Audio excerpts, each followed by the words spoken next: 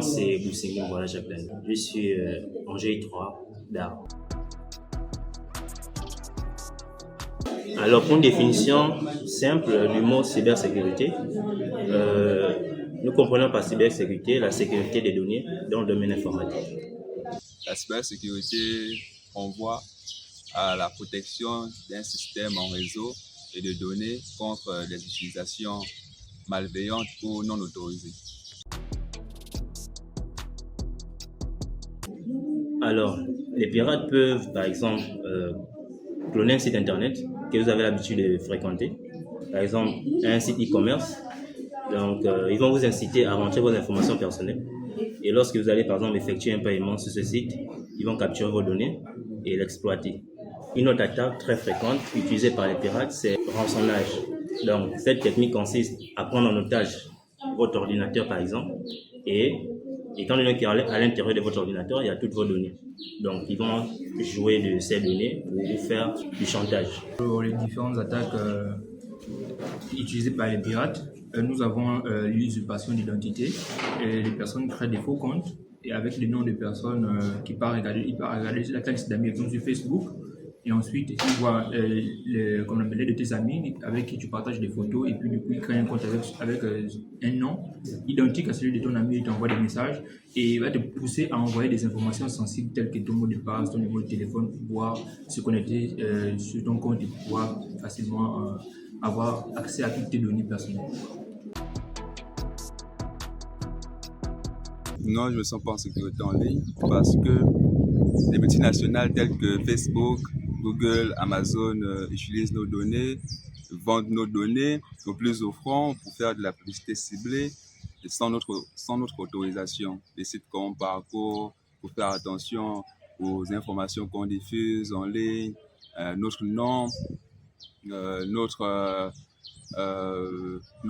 mots de passe bancaires, notre numéro de banque. Voilà, il y a aussi le phénomène des hackers. Okay?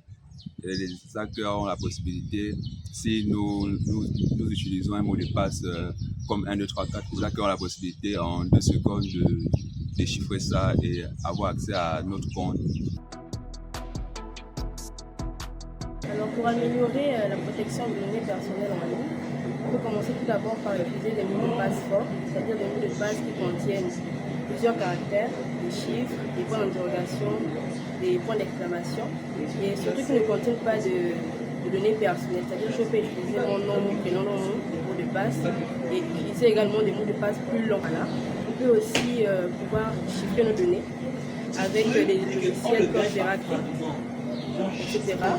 On peut aussi utiliser des VPN pour crypter les données, chiffrer les données qu'on envoie et surtout privilégier les sites en HTTPS, les sites dont le protocole est sécurisé. Parce qu'en HTTP, on va souvent remarquer que dans le navigateur, on a écrit non sécurisé. Et donc, il faut privilégier les sites en HTTPS. Et pour finir aussi, il faut sensibiliser.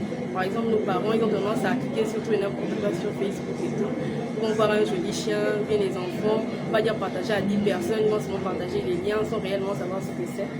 Donc, il faut sensibiliser, que ce soit les personnes âgées, les enfants qui utilisent les réseaux sociaux, mais aussi toutes les générations. Le conseil que je pourrais donner à mes jeunes frères et sœurs, et même aux plus âgés, est de faire attention aux informations personnelles, telles que le nom de famille. Et en ligne, il faut pas diffuser ces choses-là. À place de nom, il faut utiliser un sobriquet, un faux nom, on peut appeler.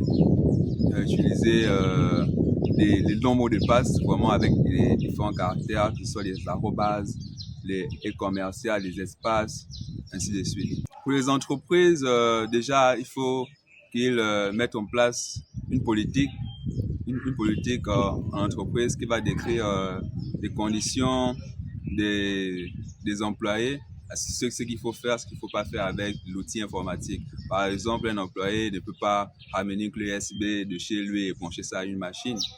Ou encore, un employé ne peut pas amener en entreprise un ordinateur personnel. Il se connecte au réseau et tout de suite, il y a un malware qu'on appelle les vers. Un vers, c'est le malware qui se propage rapidement sur le réseau. Donc, c'est un peu ça.